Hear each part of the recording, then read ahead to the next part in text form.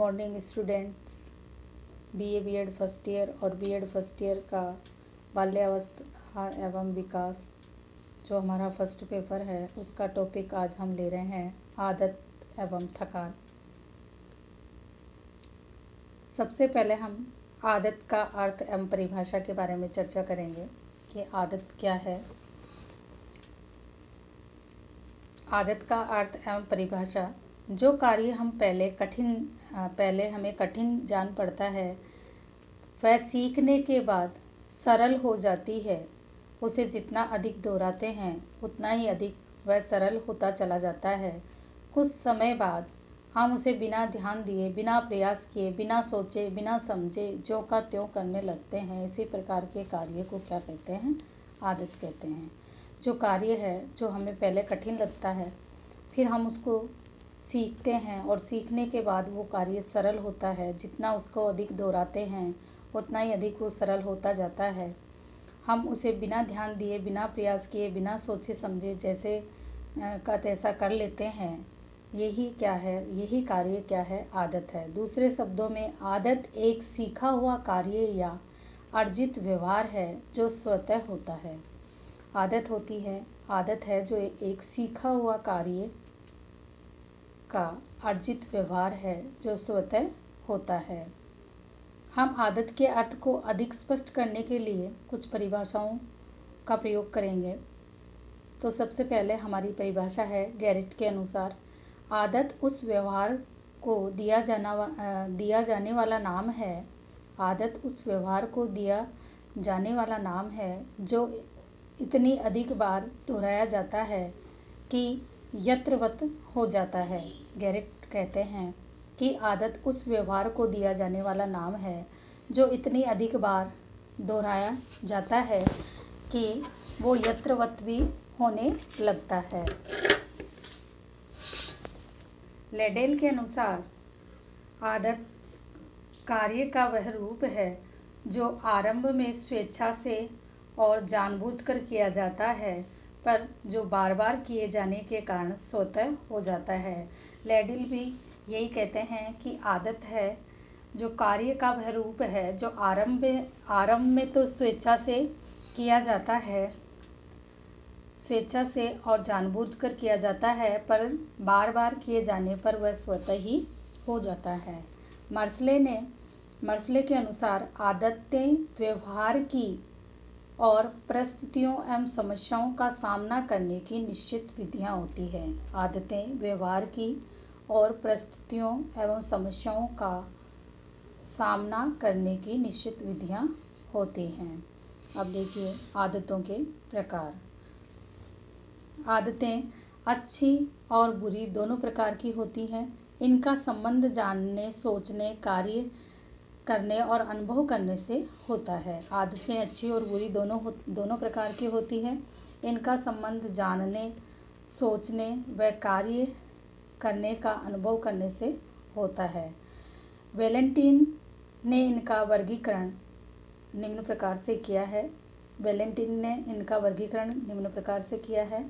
तो वैलेंटाइन का जो वर्गीकरण है वो इस प्रकार से है।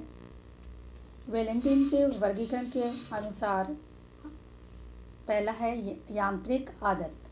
इनका संबंध शरीर की विभिन्न गतियों से होता है जो हम इनको बिना किसी प्रकार के प्रयास से करते हैं, जैसे कोट के बटन लगाना या जूते के फीते बांधना। यांत्रिक आदत होती है। इनका संबंध शरीर की विभिन्न गतियों से होता है और हम इनको बिना किसी प्रकार के प्रयास से करते हैं, जैसे कोट के बटन लगाना या जूते का फीता बांधना। शारीरिक अभिलाषा संबंधी आदतें।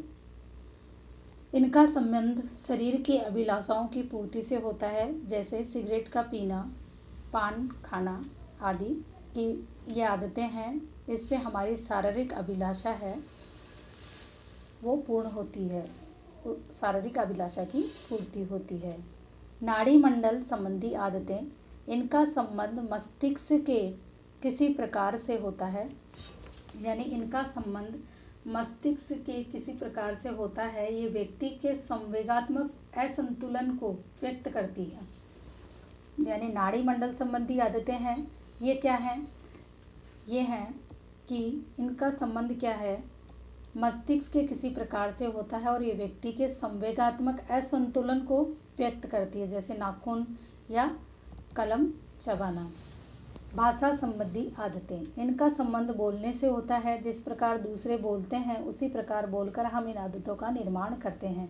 यदि शिक्षक शब्दों का गलत उच्चारण करता है तो बालकों में भी वैसी ही आदत हो जाती है। अगला है विचार संबंधी आदतें। इनका संबंध आंशिकी रूप से व्यक्ति के ज्ञान और आंशिकी रूप से उनकी रुचियों एवं इच्छाओं से होता है, जैसे समय तत्परता, तर्क या कारण संबंधी विचार। छठा है भावना संबंधी आदतें। इनका संबंध व्यक्ति की भावनाओं से होता है, जैसे प्रेम, घृणा या सहानुभूति की भावना। नैतिक आदतें, इनका संबंध नैतिकता से होता है, जैसे सत्य बोलना, पवित्र जीवन व्यतीत करना। तो ये वैलेंटाइन की आदतों का जो उन्होंने वर्गीकरण किया और उन्होंने अपने वर्गीकरण में 7 आदतें बताई। यांत्रिक आदत, शारीरिक अभिलाषा संबंधी आदतें, नाड़ी मंडल संबंधी आदतें, भाषा संबंधी आदतें, विचार संबंधी आदतें, भावना संबंधी आदतें और नैतिक आदतें। अब हम आदतों का निर्माण किस प्रकार से होता है उसके बारे में चर्चा करेंगे। आदतों के निर्माण के लिए अनेक नियम, उपाय या सिद्धांत हैं, जिनमें से मुख्य इस प्रकार से हैं। पहला है संकल्प। हम जिस कार्य को करने की आदत डालना चाहते हैं उसके बारे में हमें दृढ़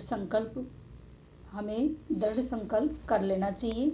यदि हम प्रातःकाल व्यायाम करने की आदत डालना चाहते हैं तो हमें ये प्रतिज्ञा करनी चाहिए कि हम व्यायाम अवश्य करेंगे, चाहे कुछ भी क्यों ना हो। जेम्स का परामर्श है, हमें नए कार्य को अधिक से अधिक संभव दृढ़ता और निश्चय से आरंभ करना चाहिए। जेम्स कहते हैं कि हम किसी भी नए कार्य को कर रहे हैं तो अधिक से अधिक संभव दृढ़ता और निश्चय से उसे आरंभ करना चाहिए। क्रियाशीलता, हम जिस कार्य को करने की आदत डालना चाहते हैं उसके लिए केवल संकल्प भी प्राप्त नहीं है। केवल संकल्प करने से ही वो कार्य नहीं होगा, संकल्प को कार्य रूप में परिणत करना आवश्यक है। संकल्प को कार्य के रूप में परिणत करना आवश्यक है।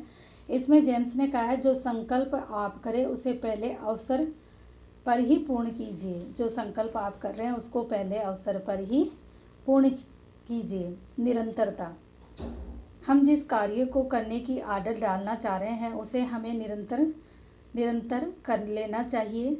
उसमें कभी भी किसी प्रकार का विराम या शिथिलता नहीं आने देनी चाहिए, क्योंकि विराम और शिथिलता आएगी तो वो कार्य समय पे पूर्ण नहीं होगा। इसमें जेम्स ने कहा है, जब तक नई आदत आपके जीवन में पूर्ण रूप से स्थायी ना हो जाए, जब तक वो नई आदत है आपके जीवन में पूर्ण रूप से स्थायी ना हो जाए, तब तक उसमें किसी प्रकार का अपवाद नहीं होना चाहिए। चौथा है अभ्यास। हम जिस कार्य को करने की आदत डालना चाहते हैं उसका हमें प्रतिदिन अभ्यास करना चाहिए। जेम्स ने प्रतिदिन थोड़े से ऐच्छिक अभ्यास के द्वारा कार्य की शक्ति को जीवित रखिए। जेम्स कहते हैं कि प्रतिदिन थोड़े से ऐच्छिक अभ्यास के द्वारा कार्य की शक्ति को जीवित रखिए। इस मूल मंत्र को सदैव याद रखिए, करत करत अभ्यास के जड़मति होत सुजान। तो जेम्स कहते हैं कि प्रतिदिन थोड़े से जो ऐच्छिक अभ्यास के द्वारा हम कार्य की शक्ति को जीवित रखेंगे। इस मूल मंत्र को सदैव याद रखते हुए कि करत करत अभ्यास के जड़मति होत सुजान, कि अभ्यास बार बार अभ्यास करने से जड़मति यानी जड़ बुद्धि वाला व्यक्ति भी सुशील या सुजान हो जाता है। फिर पांचवा है अच्छे उदाहरण। अच्छी आदतों का निर्माण करने के लिए अच्छे उदाहरण परम आवश्यक है। अतः शिक्षक को अच्छी आदतों के संबंध में उपदेश देने की बजाय बालकों के समक्ष अच्छे उदाहरण प्रस्तुत करने चाहिए। जेम्स ने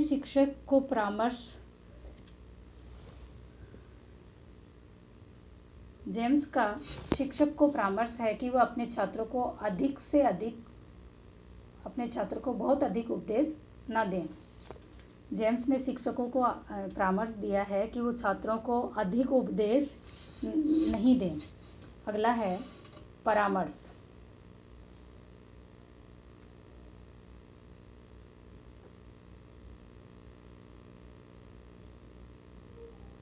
अगला है पुरस्कार। अच्छी आदतों का निर्माण करने में पुरस्कार बहुत महत्वपूर्ण स्थान है। पुरस्कार का बहुत महत्वपूर्ण स्थान है। अतः बालकों को अच्छी आदतों का निर्माण करने के लिए पुरस्कार देकर प्रोत्साहित करना चाहिए। पुरस्कार के बारे में भाटिया के अनुसार भाटिया ने कहा है कि बालकों को अच्छी आदतों का निर्माण करने के लिए पुरस्कार देना चाहिए। तो आदतों के निर्माण के लिए जो आवश्यक तत्व हैं या सिद्धांत हैं वो इस प्रकार से है। पहला है संकल्प, दूसरा है क्रियाशीलता, तीसरा है निरंतरता, चौथा है अभ्यास, पांचवा है अच्छे उदाहरण और छठा है पुरस्कार। इनके द्वारा हमें अच्छी आदतों का निर्माण हो सकेगा और हम अच्छी आदतों का निर्माण कर पाएंगे। धन्यवाद।